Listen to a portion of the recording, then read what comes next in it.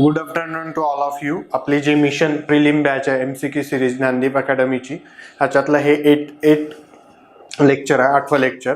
ह्याच्यात आपण परत पुढचे जी सिरीज आहे, नवीन जे करंट अफेअर्स आहे, नवीन करंट अफेअर्सचा नवीन अप्रोच काय आहे, त्यात नवीन पॉईंट्स काय काय, नवीन स्टेटमेंट कसे येत आहे, नवीन क्वेश्चन कसे येतात, त्याला कसं टॅकल करायचं, हे आपण या सिरीजमध्ये बघत आहोत. आता आपण चालू करू. ठीक आहे. Consider the following statement with respect to prompt corrective action. हा खूप जुना टॉपिक आहे, पण हा परत करंट मध्ये न्यूज मध्ये होता. सो याला आपण थेरीशी पण लिंक केला आहे. Theory plus current. ठीक आहे. थेरी मध्ये काय, त्याची कन्सेप्च्युअल अंडरस्टँडिंग की what is prompt corrective action. So PCA is a framework under which banks with weak financial metrics are put under the watch of RBI. It aims to check the problem of non-performing asset in the Indian banking sector, and it is only applicable on scheduled commercial bank and not NBFCs. NBFCs म्हणजे non-banking financial companies. ठीक आहे. आता जर तुम्हाला हे पण नाही माहिती प्रॉम्प्ट करेक्टिव्ह ऍक्शन काय, तर तुम्हाला तिन्ही स्टेटमेंटमध्ये सिमिलॅरिटीज दिसेल. याच्यावरनं तिन्ही स्टेटमेंटमध्ये जर सिमिलॅरिटीज दिसेल, त्याच्यात समजतंय तुम्हाला की एक वीक बँक जी आहे, जी वीक बँक आहे, त्याला RBIला ती वीक बँकचा जो क्रायसिस झाला आहे त्याला टॅकल करण्यासाठी ही नवीन डिव्हाइस आहे प्रॉम्प्ट करेक्टिव्ह ऍक्शन. सो हा त्याच्या अँगलनं पण बघू शकता. जर तुम्हाला माहितीच नाही तर, माहिती आहे तर हे सिम्पल आहे. RBIचं जे आहे financial matter put under watch by the RBI. ठीक आहे. फर्स्ट स्टेटमेंट याच्यात पण सिमिलॅरिटीज आहे. वीक का आहे, ती बँक वीक का झाली, ती बँकमध्ये क्रायसिस का आला, बिकॉज ऑफ NPAs. कुठे NPAs म्हणजे non performing asset. So first statement, second statement with the question similarities. First statement, second statement similarities. ठीक आहे. आता फर्स्ट राईट आहे, सेकंड राईट आहे. मग आता उरतं कोणतं? It is applicable only on schedule commercial. इथं ऑप्शन 3 होता ओनली. तर ठीक आहे. Option schedule bank or not NBFC. ठीक आहे. जर आपल्याला याच्यातनं सिमिलॅरिटीज बघून समज अजून एक स्किल याच्यात यूज करतात, literal meaning prompt corrective action. Prompt आहे, करेक्टिव्ह आहे आणि ऍक्शन आहे. करेक्टिव्ह ऍक्शन कशासाठी?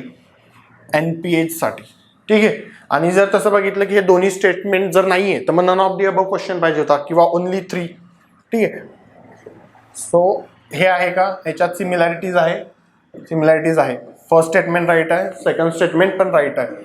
याच्यात दुसरं काय आहे की लिटरल मिनिंग ऑफ वर्ड्स मध्ये पण दिसतंय. So first statement right, second statement. It is आता थर्ड स्टेटमेंट, हे खूप इम्पॉर्टंट आहे. It is only applicable on schedule commercial bank and NBFC. तसं बघितलं जर फर्स्ट अँड सेकंड राईट आहे, सो ओनली हा ऑप्शन येणार नाही, हा ऑप्शन येणार नाही आणि हा ऑप्शन पण येणार नाही.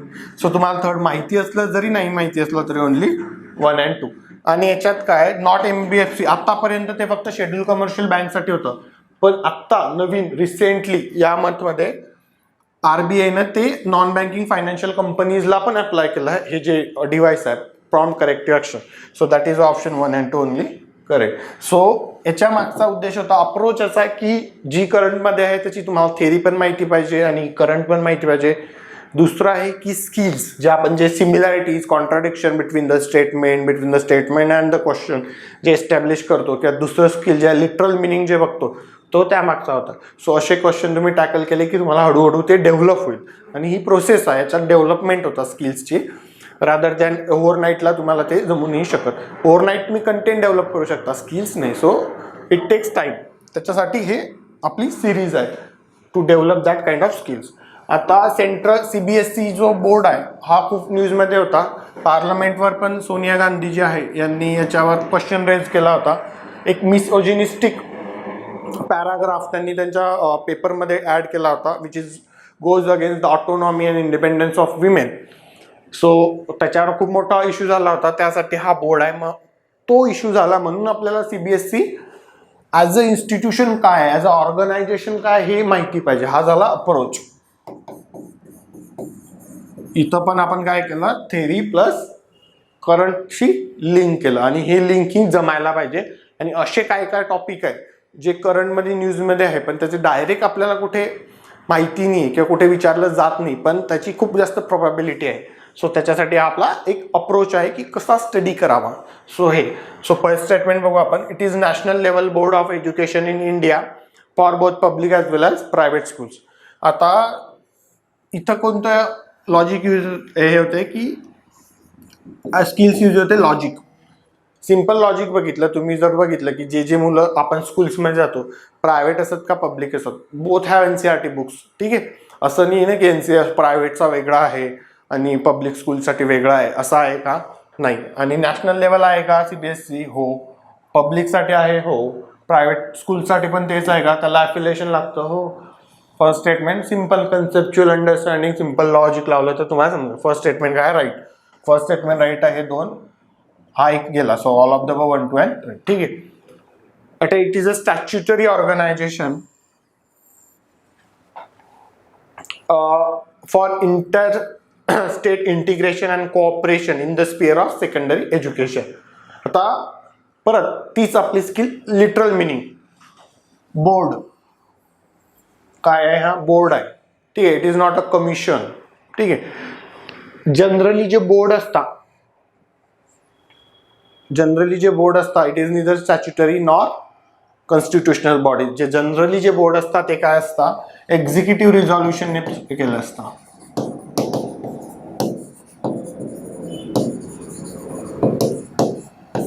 सेकंड आपलं ऍप्लिकेशन ऑफ नॉलेज कसं करू शकतो? There is no act, specific act for CBSE.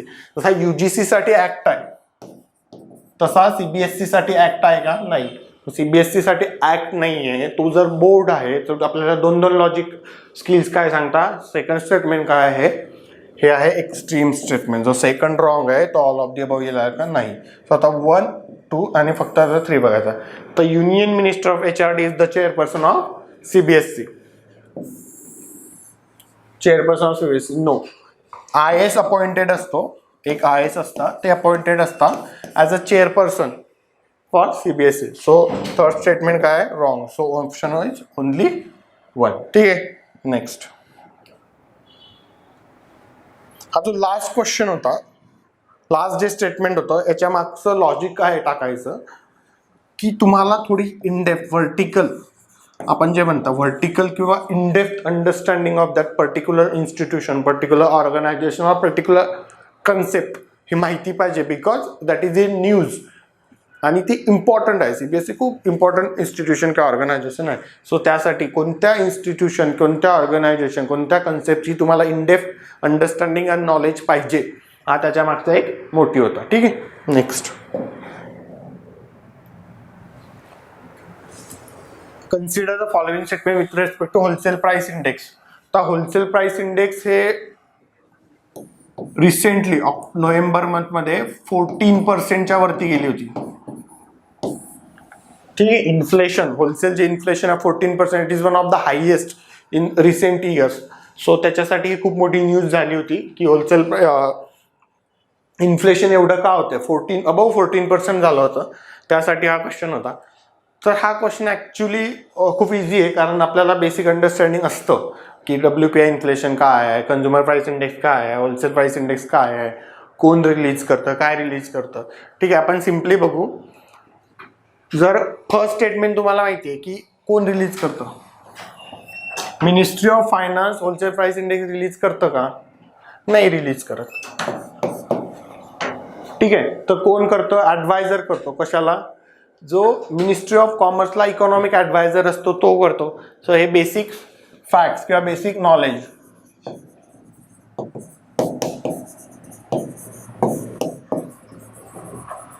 अजून थर्ड पण आहे. थर्ड जर बघितलं हे क्लिअरली एक्स्ट्रीम स्टेटमेंट आहे. RBI uses WPI as a indicator for inflation targeting. Inflation टार्गेटिंगसाठी काय यूज केलं जाते आतापर्यंत? तर CPI केलं जाते, कन्झ्युमर प्राइस इंडेक्स. WPI केलं जाते का? नाही. सो थर्ड स्टेटमेंट पण रॉंग. तर थर्ड रॉंग आहे, हा गेला, हा गेला. आता ओनली 1 तर आपण ऑलरेडी रॉंग केला आहे, म्हणजे ऑप्शन काय आहे? None of the above. So जे असे स्टेटमेंट आहे किंवा असे क्वेश्चन आहे याला चुकून पण रॉंग नाही करायचं.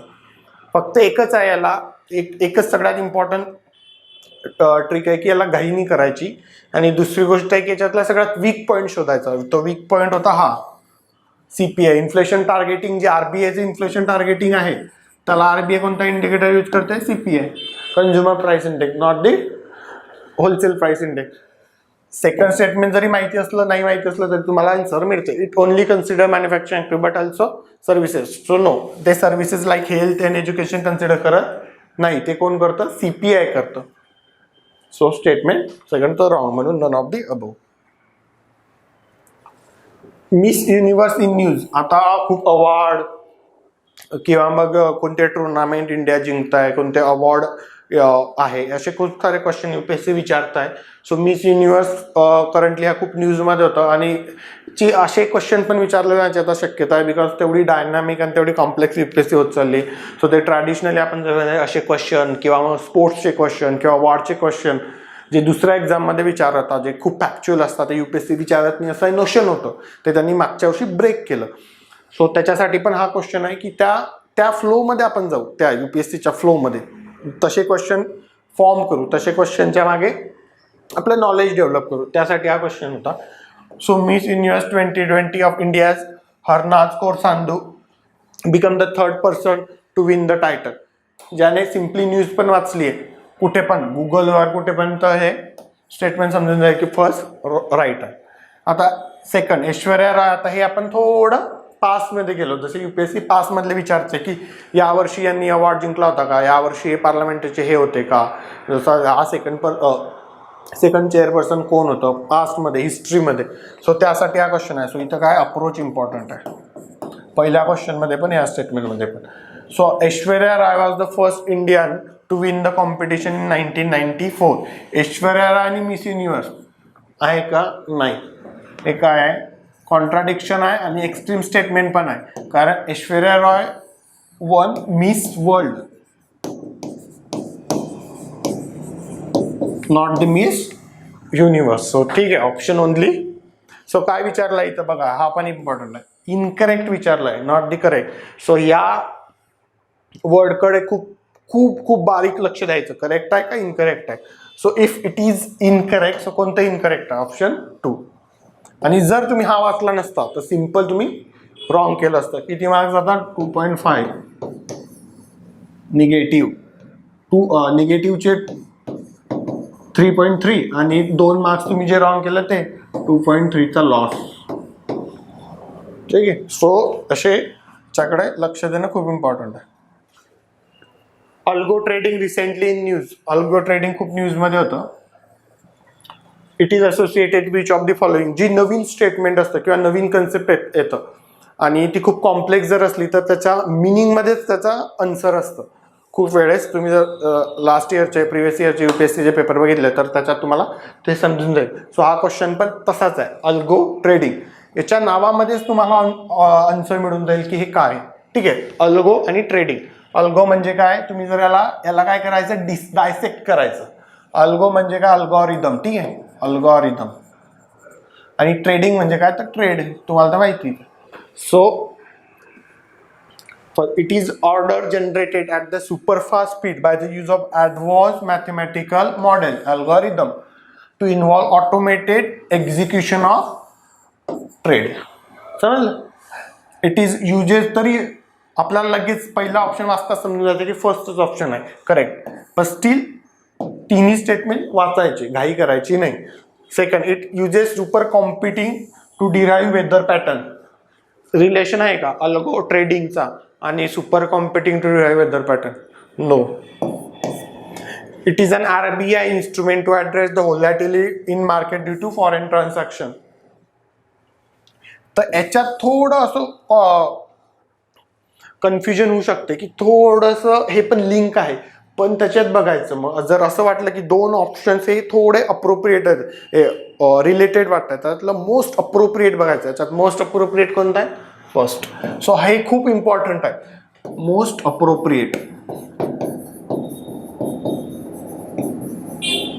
इवन जे कन्सेप्च्युअल किंवा अंडरस्टँडिंग बेस्ड क्वेश्चन येतात ना, त्याच्यात पण हे मोस्ट अप्रोप्रिएट खूप इम्पॉर्टंट असतं आणि ते आपण बघूयाच याच सिरीजमध्ये. पुढे क्वेश्चन आहे तसाच most appropriate. Consider following statement with respect to intangible cultural heritage tag. Recently न्यूजमध्ये होता आणि त्याच्यासाठी हा क्वेश्चन आहे. याच्यात पण आपण तसंच केलाय, परत याला थिअरी आणि करंटशी लिंक केलाय.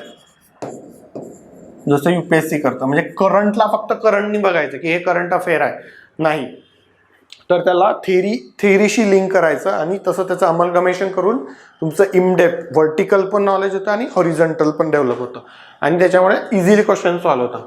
पहिलं, India occupies top position in the number of ICH inscribed by the UNESCO. आणि Durga Puja in Kolkata is the first festival in Asia to achieve the recognition in UNESCO ICH for humanity. आता का न्यूजमध्ये होतं ICH? त्याच्यामुळेच news होतं की दुर्गा पूजाला हा नवीन tag मिळाला आहे आणि हा फेस्टिवल आहे दुर्गा पूजा, ठीक आहे, तो फर्स्ट फेस्टिवल आहे इन एशिया. सो हे स्टेटमेंट राईट आहे. जर तुम्ही न्यूज वाचली तर मला लगेच समजेल की सेकंड स्टेटमेंट राईट आहे. तर first statement, India occupies top position. पहिलं तर हे एक्स्ट्रीम पण स्टेटमेंट होऊ शकतं. आणि दुसरं स्किलचा important facts.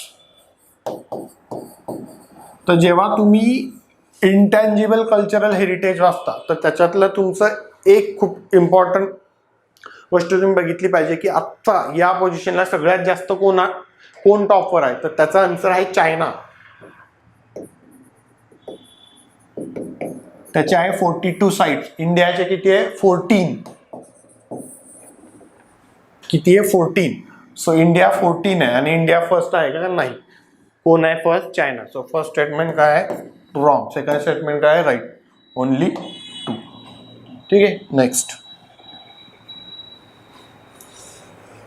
What could be the possible implication of raising girls age of marriage. आता जे म्हटलं मी मोस्ट अप्रोप्रिएट आणि अंडरस्टँडिंग बेस्ड जे क्वेश्चन आहे. आता recently there was proposal to raise marriage of girls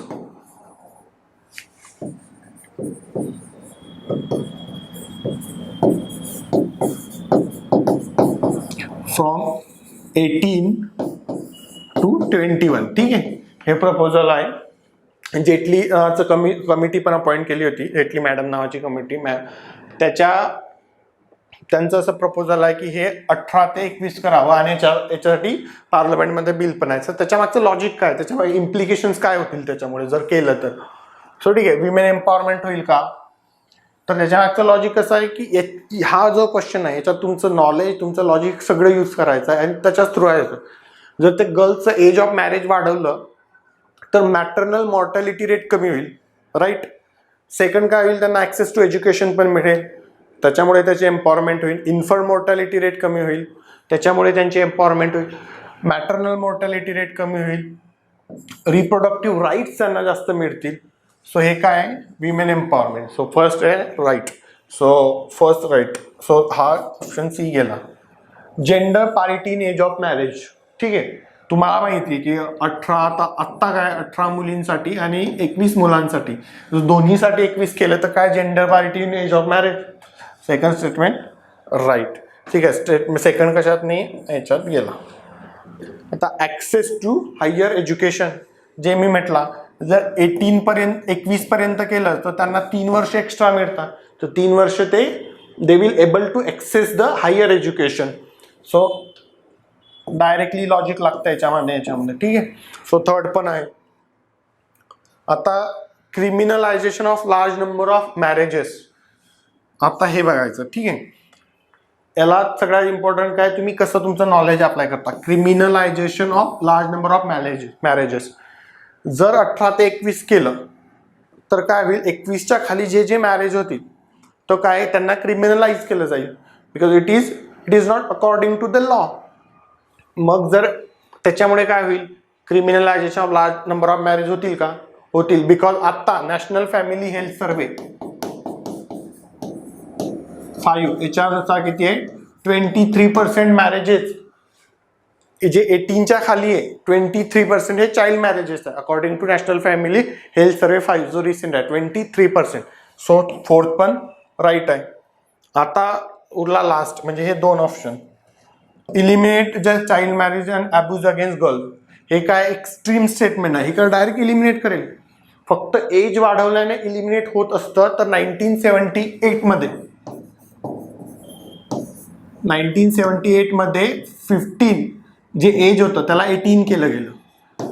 तर जर 1978 मध्ये 18 केलं आहे, steel in 2020-21 we have 23% of marriage are child marriages. म्हणजे ते तेव्हा करून पण आता इलिमिनेट नाही करू शकलो. तर हे 21 केल्यावर इलिमिनेट होईल का लगेच? नाही, त्याला एक वे नाही, त्याला मल्टिपल आहे. विमेन एम्पॉवरमेंटमध्ये education, health, nutrition, access to public resources अशा वेगवेगळ्या गोष्टी इम्पॉर्टंट आहेत. त्याच्यामुळे एज वाढते आणि चाइल्ड मॅरेज कमी होईल किंवा abuse of girl. So abuse against girl. So child age वाढवलं म्हणून ॲब्यूज कमी होईलच असं काही कोरिलेशन नाही. सो हे काय आहे? एक्स्ट्रीम स्टेटमेंट आहे. सो फिफ्थ रॉंग आहे. जर फिफ्थ रॉंग आहे तर हा गेला ऑप्शन नाही. ठीक आहे, तुम्ही जर हा स्टेटमेंट जरी डायरेक्ट वाचलं सगळं सोडून तरी तुम्हाला याचं आन्सर मिळून जातं. ठीक आहे, next. Recently production link incentive scheme was in news. ही स्कीम्स खूप न्यूजमध्ये होती because of textile, semiconductors, chemical cells या सगळ्या 13 सेक्टरसाठी ही स्कीम्स अनाऊन्स केली आहे. आणि ही खूप इम्पॉर्टंट स्कीम्स आहे इंडियन गव्हर्नमेंटसाठी to promote the manufacturing sector and create the large scale of employment. So त्याच्यासाठी इम्पॉर्टंट आहे.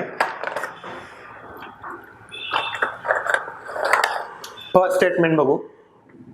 It aims to create national manufacturing champions and generate employment opportunities. Production linked incentives. ठीक आहे, direct correlation आहे.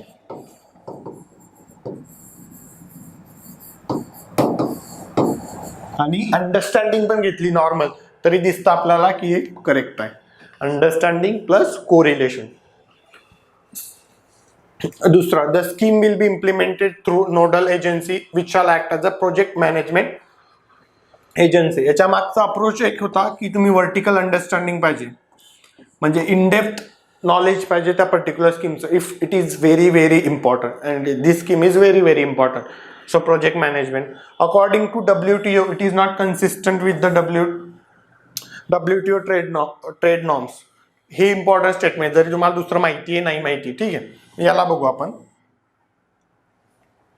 It is not consistent with. आता याला असं नाही ना की ती सबसिडी देत आहे for export. It is not subsidy for export, it is subsidy for production. आणि ते प्रोडक्शन याच्यासाठी नाही की फक्त एक्सपोर्ट करायचं, बट ते डोमेस्टिक यूजसाठी पण करू शकतो. सो हे काय, याच्या मागे लॉजिक आहे का? इनकन्सिस्टंट आहे, कन्सिस्टंट नाही. कोरिलेशन आहे का? नाही. डायव्हर्जन्स आहे का कन्व्हर्जन्स आहे? तर डायव्हर्जन्स आहे. सो थर्ड स्टेटमेंट रॉंग आहे क्लिअरली. बस थर्ड स्टेटमेंट हे रॉंग आहे, हे रॉंग आहे. जर आपण बघितलं फर्स्ट रॉंग आहे तर नन ऑफ दी अबव येणार नाही, म्हणून ओनली 1 and 2. सो तुम्हाला फर्स्ट आणि थर्ड स्टेटमेंट जरी माहिती असलं तरी तुम्हाला समजून जातं की याचं आन्सर काय, ओनली 1 and 2. सो अंडरस्टँडिंग इथं इम्पॉर्टंट आहे, इथं तुमचं लॉजिक इम्पॉर्टंट आहे आणि तुमचं ॲप्लिकेशन ऑफ नॉलेज की ही स्कीम काय आहे हे जर तुम्हाला समजतं आहे की मॅन्युफॅक्चरिंग आणि एम्प्लॉयमेंट प्रमोशन आहे. It is not promote distort trade. हे केव्हा येतं? जर ट्रेड डिस्टॉर्शन होत असतं तर. ठीक आहे, सो नेक्स्ट.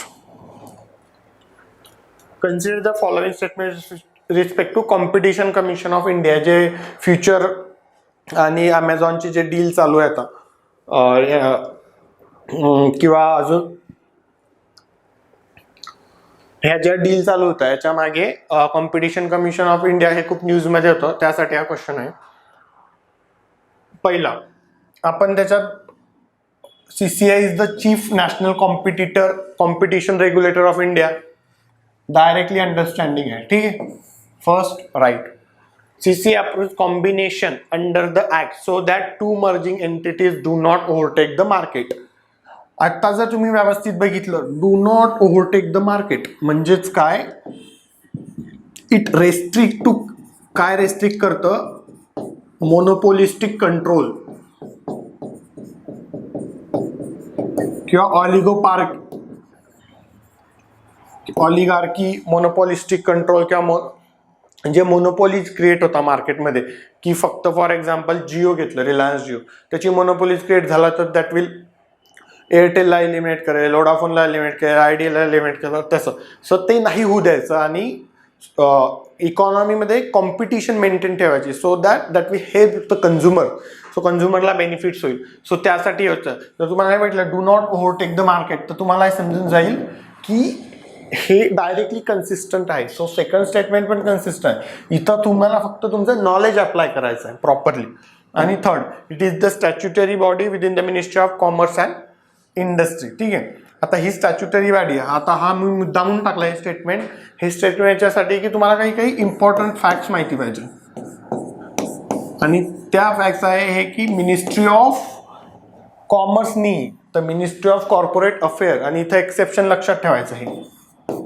दुसरं काय एक्सेप्शन, काय एक्सेप्शन की जर तुम्ही रिलेशन बघितलं कॉम्पिटिशन कमिशन इंडिया दोन स्टेटमेंट, तर दोन स्टेटमेंट डायरेक्टली रिलेट होता, पण हे एक्सेप्शन आहे. आणि तेच एक्सेप्शन मी म्हटलं की जर तुम्हाला एक्सेप्शन माहिती असलं तर क्वेश्चन सॉल्व करणं खूप इझी होतं. तर exception ministry of corporate affair, not the ministry of commerce and industry. So third statement wrong, only 1 and 2. So याच्यात आपण काय बघितलं, स्किल्स बघितला, लॉजिक बघितलं, अप्रोच बघितला, आणि सगळ्यात इम्पॉर्टंट काय एक्सेप्शन बघितलं, कोणते एक्सेप्शन लक्षात ठेवायचे आणि कोणते नाही. नेक्स्ट, रिसेंटली BCCI न्यूजमध्ये होतं, consider the following statement with respect to it. BCCI का न्यूजमध्ये होतं, कोहली गांगुली जे चालू होतं आणि जे कॅप्टन्सी काढून घेतली त्याच्यासाठी ही इन्स्टिट्यूशन इम्पॉर्टंट होती. So it is an autonomous organization, comes under National Sport Federation of India.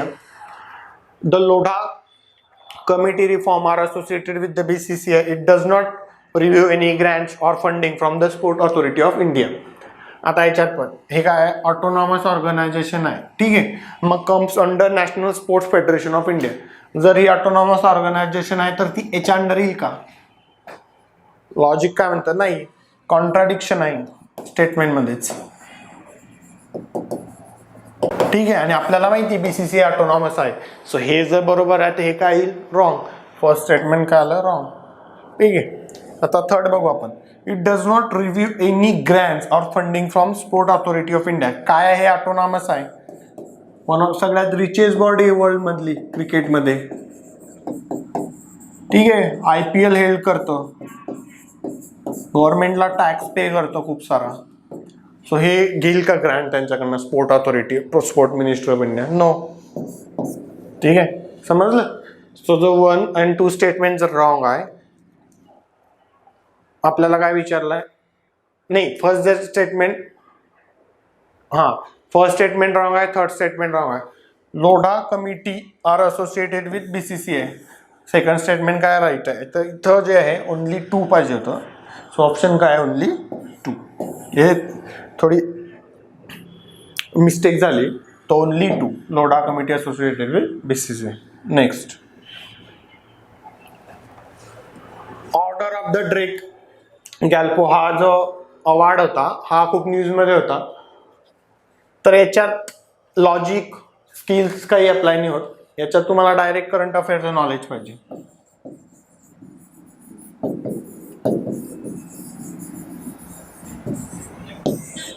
जे न्यूजमध्ये आहे त्याचं एक्झॅक्टली नॉलेज पाहिजे, कारण की हा डायरेक्ट फॅक्च्युअल क्वेश्चन आहे. सो इम्पॉर्टंट फॅक्ट्स, अप्रोच काय येतं, इम्पॉर्टंट फॅक्ट्स. इथं आपले स्किल्स लॉजिक लावू शकत नाही. सो जर तुम्हाला माहिती आहे तर लगेच समजेल की हे भूतानचा टॉप सिव्हिलियन अवॉर्ड आहे. न्यूजमध्ये काय होता की Prime Minister of India Narendra Modi, PM of India यांना हा अवॉर्ड दिला गेला आत्ताच. कोणाकडनं, भूतान गव्हर्नमेंटकडनं. So it is a top civilian award of Bhutan, Prime Minister of India Narendra Modi यांना अवॉर्ड दिला. आणि जर तुम्ही हे वाचलंच नाही, इट्स बेटर टू लिव्ह, कारण याच्यात लॉजिक लावणं डिफिकल्ट होऊन जातं. तुम्ही UN पीसकीपिंगला एलिमिनेट करू शकता, अफगाणिस्तानला पण एलिमिनेट करू शकता, पण नेपाळ आणि भूतान थोडंसं डिफिकल्ट होऊन जातं. सो तुम्हाला इधर माहिती आहे, इधर माहिती नाही, ठीक आहे. नेक्स्ट, सो याच्या मागचं हे काय की काय नाही सोडवायचं. सो हा एक होतं. Consider the following statement with respect to NATO. जो आपल्याला युक्रेनचा इश्यू बघितला ना, तिथं युक्रेनचा जो इश्यू चालू आहे त्याच्यात NATO Russia demanding security guarantee from NATO. So हा खूप मोठा इश्यू झाला आता, आणि त्याच्यासाठी NATO हा याच्यात आहे न्यूजमध्ये. NATO consist system of collective security, ठीक आहे. नॅशनल अटलांटिक ट्रीटी ऑर्गनायझेशन, तुम्हाला माहिती आहे कलेक्टिव्ह सिक्युरिटी आहे. इफ कोणी जर या कंट्रीवर अटॅक केला आणि ते NATO मेंबर आहे तर other countries will help them. That is the concept of collective security. The NATO headquarter located in the Pentagon USA. हे इम्पॉर्टंट आहे. हा जर फॅक्ट तुम्हाला माहिती आहे की हे NATO headquarter located in Pentagon USA, नाही, कुठे आहे नाटोचा हेडक्वार्टर? Brussels, Brussels Belgium. ठीक आहे. So second statement wrong, second statement wrong, first statement right. So 1-1. आता आहे third. Ukraine is one of the 30 members of the NATO. तर नाटोला expand करायचं आहे कुठे? ईस्टर्न युरोपमध्ये. ईस्टर्न युरोप म्हणजे कोणत्या? रशियाच्या पार्टमध्ये. अजून एक्सपांड झालेलं नाही आहे. आणि जर युक्रेन जर मेंबर असता तर जेव्हा क्रिमियाला अनेक्स केलं रशियाने तेव्हा as a member of NATO and as a principle of collective security they have to help them. पण त्यांनी केलं का? हेल्प केली का? नाही. सो जर तसं रिलेशन तुम्ही बघितलं तर हे येईल का? नाही. तो कोण आहे? ॲस्पायरिंग मेंबर आहे Ukraine. Ukraine is not member of NATO. असला असता तर त्यांनी क्रिमियाला अनेक्स केल्यानंतर त्यांच्यात मे बी वॉर झाला असता. ठीक आहे. So third is wrong. So only 1. ठीक आहे. Next. Recently Indian rupee slump to 20-month low. What could be the possible reasons for that? आता जो रुपी स्लम झाला म्हणजे काय झालं? त्याचं डेप्रिशिएशन झालं. ठीक आहे. इतकं हाय लेवलचं जर डेप्रिशिएशन झालंय 20-month लो तर त्याच्या मागे काहीतरी रिझन्स असतील. सो ह्या काय कन्सेप्च्युअल बेस्ड क्वेश्चन आहे आणि कन्सेप्च्युअल अंडरस्टँडिंग आणि करंटशी आपण ते कसं लिंक केलं. ठीक आहे. आता हे रिझन्स काय आहे? रिझन्स हे करंटचे आणि डेप्रिशिएशन ऑफ रुपी काय? हा एक कन्सेप्च्युअल आहे, कन्सेप्च्युअल टॉपिक आहे आपल्या इकॉनॉमिक्समध्ये. सो ठीक आहे, बघू आपण. जर तुम्हाला हे माहिती आहे की डेप्रिशिएशन रुपीचं कसं होतं किंवा डेप्रिशिएशन नावाची कन्सेप्ट काय आहे तर तुम्हाला हा इझिली सॉल्व्ह करता येतो. फक्त इथं सगळ्यात इम्पॉर्टंट स्किल्स काय आहे? तुमचं नॉलेज यूज करायचं. नॉलेज, जे नॉलेज आहे त्याला अप्लाय करायचं प्रॉपरली प्रत्येक स्टेटमेंटला. ठीक आहे. Rapid jump of crude oil in the global market. जर क्रूड ऑइलचे प्राइसेस वाढतात तर आपण क्रूड ऑइलचे पैसे कशामध्ये देतो? डॉलर्समध्ये. ठीक आहे. त्याचं की इंडियन रुपीमध्ये पे नाही करत. जर त्याची प्राइसेस वाढतात तर डॉलरची काय वाढेल? डिमांड वाढेल. काय वाढेल? डॉलरची डिमांड. जर डॉलरची डिमांड वाढेल तर इंडियन रुपीची काय होईल? कमी होईल. First statement right. याला काय यूज करायचं? Knowledge. Strengthening of the US dollar, जे इथं म्हटलं आम्ही, जर US ची डॉलर स्ट्रेंथ होते म्हणजेच काय? US डॉलरची डिमांड वाढते म्हणून US dollar strengthening of US dollar. जर in comparison with Indian rupee, जर इंडिया डॉलरची डिमांड वाढते, डॉलरचं ॲप्रिशिएशन होते, तर इंडियन रुपीचं काय झालं? त्यावेळेस डिप्रिशिएशन होतं. Second statement right. Outflow of FFI, तिन्ही जर तुम्ही बघितलं, स्ट्रेंथनिंग ऑफ US डॉलर आणि आउटफ्लो ऑफ US हे काय कोरिलेटेड आहे. कसं? आउटफ्लो ऑफ FFI म्हणजेच काय? Foreign institutional investment. तो जर इंडियामधनं आउटफ्लो होतोय, व्हॉट डज इट मीन? त्याचा मिनिंग आहे की other economies are more favourable to investor rather than India. So जर इंडियाची म्हणजेच काय FFI कमी होतोय म्हणजेच काय? इंडियाच्या रुपीची डिमांड कमी होते. मग डिमांड कमी होते म्हणून काय होते? डेप्रिशिएशन होते. म्हणून काय? थर्ड पण. आणि इन्फ्लेशनरी ट्रेंड याच्यात पण. जर इन्फ्लेशनरी ट्रेंड वाढले तर इंडियामध्ये इन्व्हेस्टर जे इंटरेस्ट आहे ते कमी होतात. इंडियामध्ये इन्व्हेस्टरचे जे इंटरेस्ट कमी झाले तर ते अदर इकॉनॉमीज प्रिफर करतात. अदर इकॉनॉमीज प्रिफर केलं तर इंडियाच्या रुपीचं काय होते? डिप्रिशिएशन होते. सो आन्सर काय? All of the above. फक्त तुम्हाला कन्सेप्च्युअल अंडरस्टँडिंग पाहिजे रुपीचं डिप्रिशिएशन कसं होतं हे तुम्हाला इझिली सॉल्व्ह करता येत. फक्त त्याच्यात नॉलेज प्रॉपरली अप्लाय करायचं. नेक्स्ट. मेटावर्स हे खूप न्यूजमध्ये होतं. अबाउट फेसबुक, तुम्हाला तर माहिती आहे फेसबुक, इंस्टाग्राम किंवा मग मार्क झुकरबर्गचा जो इंटरेस्ट आहे मेटावर्समध्ये, मग ते काय आहे ॲक्च्युली त्याचा क्वेश्चन होता. मी आज मागच्या लेक्चरमध्ये पण म्हटलं की जर अशा काही टर्म असल्या ज्या न्यूजमध्ये आणि इम्पॉर्टंट आहे त्याचा ॲटलिस्ट बेसिक मिनिंग तरी तुम्हाला माहिती होईल. जर अशी पेपरमध्ये रिफ्लेक्ट झाली किंवा न्यूजमध्ये आली मेटावर्स लगेच बघून घ्यायचं गुगलवर मेटावर्स काय, लगेच तुम्हाला पहिल्या पॅरामध्ये समजेल की मेटावर्स काय, लगेच तुम्हाला त्याचे आपले 2.3 मार्क्स काय आता सिक्युअर होता याच्या पुढे. 2.3 काय म्हटलं, निगेटिव्ह केलं तर ते 0.3 जाता म्हणून. ठीक आहे. आता इन्व्हेजिव्ह पेशी found in Himalayas to treat cancer, आपल्याला माहिती हे टेक्नॉलॉजीशी रिलेटेड आहे. FB, इंस्टाग्राम वगैरे. So first whole 3D interactive internet space probe initiated by NASA आणि नन ऑफ द अबव. ठीक आहे. Space probe initiated by NASA आहे का, नाही. आता मी जे म्हटलं मोस्ट अप्रोप्रिएट, तर मोस्ट अप्रोप्रिएट कुठे येतं, whole new 3D interactive internet, that is what metaverse. मग सो असं नॉलेज यूज करायचं. आता last flex engine. Flex engine vehicle ही टेक्नॉलॉजी खूप न्यूजमध्ये आहे रिसेंटली की याला फ्लेक्स इंजिन करायचं, आणि त्याला आपण आपल्या थिअरीशी लिंक केला आहे फ्लेक्स इंजिन टेक्नॉलॉजी. सो हा टेक्नॉलॉजीचा क्वेश्चन आहे, करंट प्लस थिअरी. ठीक आहे. So it is an alternative fuel vehicle with an internal combustion engine design to run more than one fuel. तर design to run on more than one fuel flex engine vehicle. दिसतंय correlation. Flex म्हणजे काय, दोन किंवा तीन याचा फ्युएलचा काय करायचं, कॉम्बिनेशन करायचं, फ्लेक्स इंजिन. ठीक आहे. तुम्ही जर हा वर्ड व्यवस्थित वाचला तुम्हाला हे समजेल की हे फर्स्ट स्टेटमेंट हे करेक्ट आहे. त्याच्यात काय आहे, सिमिलॅरिटीज, कॉन्ग्रुएन्स दिसतंय. वर्डला लक्षात ठेवायचं. वर्ड टेक्नॉलॉजी आलं, सायन्स आलं किंवा कोणती करंटमध्ये नवीन टर्म असली तर. ठीक आहे. 2 or more fuel stored in separate tanks in the vehicle. आणि third, Indian government made it mandatory to automobile companies to 10% of vehicle of their total fleet with flex fuel technology. आता हे किती extreme statement आहे. असं mandatory केलंय का ऑटोमोबाईलला? जर ऑटोमोबाईलला mandatory असं करायचं असेल तर at least they have to pass some laws, amendment, resolution, असं काही पास झालं आहे का? थर्ड स्टेटमेंट काय आहे, रॉंग. जर थर्ड स्टेटमेंट रॉंग आहे आणि जर फर्स्ट स्टेटमेंट राईट आहे, आणि फर्स्ट स्टेटमेंट जर राईट आहे, so none of the above पण गेलं. आता ओनली 1 and 2 आणि आता 2 बघायचं आपल्याला. 2 or more fuel stored in separate tanks in the vehicle. जर 2 आणि मोर फ्युएल जर सेपरेट टँक्समध्ये आपण टाकलं तर याची काय फायदा फ्लेक्स इंजिनचा, ते तर आपण असंही करू शकतो. CNG लावतो आणि नॉर्मल पेट्रोलवर चालवतो, ते फ्लेक्स इंजिन असतं का, नाही. ते वेगवेगळे स्टोअर असतात. मागे CNGचा टँक असतो आणि पेट्रोलचा टँक खाली असतो. सो आहे का रिलेशन, काय आहे, कॉन्ट्राडिक्शन आहे का, नाही. काय आहे, कॉन्ट्राडिक्शन. सो सेकंड काय इज रॉंग, ओनली बी. ठीक आहे.